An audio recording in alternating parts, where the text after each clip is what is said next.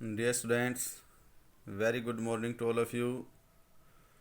Dear students, आज आपका 15 मई 2021 में KDM सीनियर सेकेंडरी स्कूल के अंदर स्वागत है।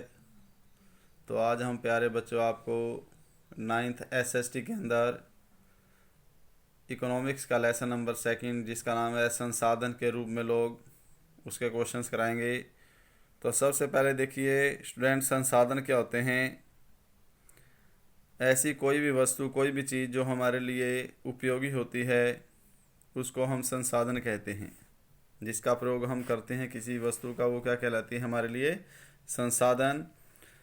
अब देखो संसाधन के रूप में लोग, तो इसके बारे में पढ़ना है। अब देखो जो लोग होते हैं वो सबसे महत्वपूर्ण संसाधन हैं, ठीक है, क्योंकि हमें प्रकृति से अनेक संसाधन प्राप्त हुए हैं।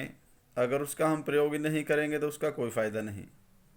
उनका प्रयोग कौन करता है? मनुष्य करता है। तो इसलिए मनुष्य को सबसे ज़्यादा महत्वपूर्ण संसाधन कहा गया है। अब देखिए इसमें हम क्वेश्चन नंबर फर्स्ट करेंगे अभ्यास का। तो फर्स्ट क्वेश्चन क्या है? देखो, संसाधन के रूप में लोग से आप क्या समझते हैं? तो आंसर है, देखिए, संसाधन के रूप में लोग वर्तमान उत्पादन कौशल और क्षमताओं, ठीक है, के संदर्भ में किसी देश के कार्यरत लोगों का वर्णन करने का एक तरीका है। भी कितने लोग हैं जो अपनी कार्यकुशलता से, अपनी क्षमता से देश के लिए, ठीक है, कार्य कर रहे हैं। भूमि, पूंजी व श्रम किसी देश के महत्वपूर्ण संसाधन हैं, ठीक है। क्या क्या? भूमि, पूंजी और श्रम। श्रम क्या होता है? मजदूर। ये किसी भी देश के सबसे महत्वपूर्ण संसाधन होते हैं, क्योंकि ये आगे उत्पादन में सहायता करते हैं, क्योंकि इन्हीं की मदद से उत्पादन किया जाता है। परंतु वास्तव में मानव पूंजी इन सभी संसाधनों में श्रेष्ठ है। लेकिन जो मानव पूंजी है ना, वो इन सभी संसाधनों में मिस भूमि, पूंजी, श्रम, ठीक है, और मानव पूंजी, इन सभी में मानव पूंजी सबसे श्रेष्ठ है, सबसे महत्वपूर्ण संसाधन है, क्योंकि इन सभी संसाधनों का प्रयोग कौन करेगा? मानव। मानव संसाधन भूमि तथा पूंजी जैसे साधनों का कुशलता से प्रयोग कर सकते हैं, क्योंकि जो मानव है वो भूमि और पूंजी का अपनी योग्यता से पूर्ण रूप से सही प्रकार से प्रयोग कर सकता है। भूमि व पूंजी जैसे संसाधन स्वयं कार्य नहीं कर सकते, क्योंकि जो भूमि है या पूंजी है, ये संसाधन खुद अपने आप काम नहीं कर सकते, ठीक है, क्योंकि मनुष्य है, जो मानव है, वो इनका प्रयोग करता है उत्पादन करने के लिए। तो इस प्रकार ये था संसाधन के रूप में लोग, जिसका मीनिंग आपको बता दिया गया है। उसके बाद सेकंड क्वेश्चन है, मानव संसाधन भूमि और भौतिक पूंजी जैसे अन्य संसाधनों से कैसे भिन्न है? तो अंतर बताना है। भिन्नता मत मीन्स अंतर, डिफरेंस। किस किस में? मानव संसाधन भूमि और भौतिक पूंजी में अंतर बताना है हमें। तो पहले वन साइड आंसर में क्या ले लेंगे? मानव संसाधन, दूसरी साइड भूमि और भौतिक पूंजी संसाधन। तो फर्स्ट डिफरेंस क्या है? देखो, मानव संसाधन उत्पादन का एक सक्रिय साधन है, क्योंकि ये उत्पादन करता है। यह उत्पादन का निष्क्रिय साधन है, क्योंकि इनके द्वारा उत्पादन किया जाता है। मानव संसाधन तो उत्पादन करता है, लेकिन इन संसाधनों के द्वारा उत्पादन किया जाता है, इसलिए मानव संसाधन सक्रिय साधन है, जबकि भूमि और भौतिक पूंजी क्या है? निष्क्रिय साधन है। सेकंड डिफरेंस है, यह उत्पादन का प्राथमिक साधन है।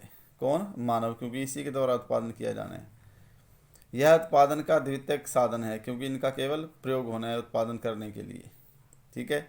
इसलिए दूसरा डिफरेंस क्या है? मानव जो है उत्पादन करने का प्राथमिक साधन है, जबकि भूमि और भौतिक पूंजी उत्पादन के द्वितीयक साधन हैं। थर्ड डिफरेंस है, यह भूमि व पूंजी का प्रयोग कर सकता है। इसमें क्या है? यह स्वयं अपने आप का प्रयोग नहीं कर सकते हैं, ठीक है। तो थर्ड डिफरेंस क्या है? जो मानव संसाधन है भूमि व पूंजी का प्रयोग कर सकता है, जबकि भूमि और भौतिक पूंजी अपना स्वयं का मीन्स अपने आप का प्रयोग नहीं कर सकते। ये डिफरेंस है स्टूडेंट्स, मानव संसाधन में और भूमि और भौतिक पूंजी संसाधन में। उसके बाद थर्ड क्वेश्चन है मानव पूंजी निर्माण में शिक्षा की क्या भूमिका है, मीन्स शिक्षा का क्या महत्व है मानव पूंजी के निर्माण में। तो आंसर है देखिए, शिक्षा मानव पूंजी में निर्माण में महत्वपूर्ण भूमिका निभाती है। नंबर 1, शिक्षा आर्थिक और सामाजिक विकास का मुख्य साधन है, क्योंकि अगर शिक्षित होगा व्यक्ति तो उससे आर्थिक और सामाजिक दोनों विकास होंगे। थर्ड है, शिक्षा विज्ञान और तकनीक के विकास में सहायता करती है। अगर मानव शिक्षित होगा तो इससे विज्ञान में और तकनीकी में, टेक्नोलॉजी में भी डेवलपमेंट होगा, उसमें भी विकास होगा। थर्ड है, शिक्षा श्रमिकों की कार्यकुशलता को बढ़ाता है, क्योंकि अगर श्रमिक मजदूर पढ़ा लिखा होगा तो इससे उसकी कार्यकुशलता मीन्स काम करने की शक्ति मीन्स उत्पादकता बढ़ेगी उसकी। नंबर 4, शिक्षा लोगों की मानसिक क्षमताओं को बढ़ाने में सहायता करती है। ठीक है, अगर व्यक्ति शिक्षित होगा तो इससे क्या होगा, जो लोग हैं उनकी मानसिक क्षमता, मानसिक योग्यता है वो बढ़ेगी। नंबर 5 है, शिक्षा राष्ट्रीय आय को बढ़ाती है, प्राकृतिक गुणवत्ता को बढ़ाती है और प्रशासनिक कुशलता में वृद्धि करती है। ठीक है, तो अगर शिक्षित होंगे नागरिक तो इससे क्या होगी, राष्ट्रीय आय भी बढ़ेगी, प्राकृतिक साधन है उनकी गुणवत्ता बढ़ेगी। ठीक है, और प्रशासनिक कुशलता, प्रशासन भी कुशल होगा देश का।